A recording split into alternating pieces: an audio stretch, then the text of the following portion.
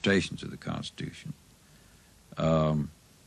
break down, I think, in the judicial review process, where the courts, which up until that time were in fact imposing constraints on legislators, no longer do so.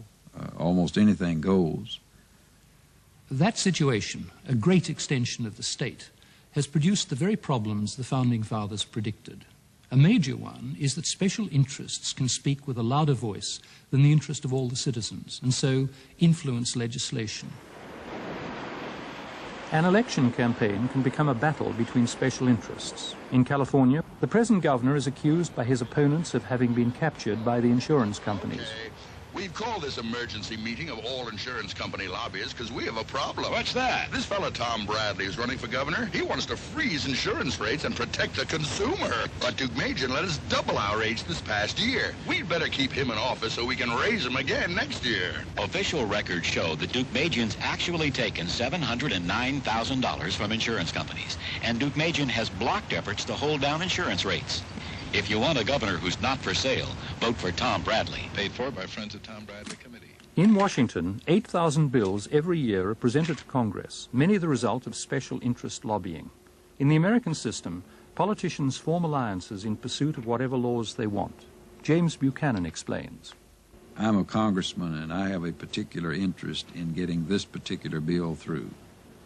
And I'm willing to vote with you for your interest, that you may not care much about the particular cleanup of a toxic waste dump in my district, but you may be very interested in getting a dam built or a bridge built for your district.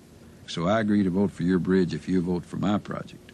Now, as a result of those kinds of trades, what happens is you get enough intersecting coalitions such that you get all the projects built at the expense of taxpayers who pay very little for each project, but which adds up in total by the time you pay through them all to much more than the benefits of the projects. So government spending goes up, closely followed by either taxation or the burden of public debt. Given the amount of public money spent in this way, objections are surprisingly muted. The benefits from spending programs to benefit particular interest are very strongly concentrated, whereas the taxes to pay for those programs are very diffused. And therefore, the people who will, in fact, lobby for spending programs can bring to bear a great deal of concentrated effort.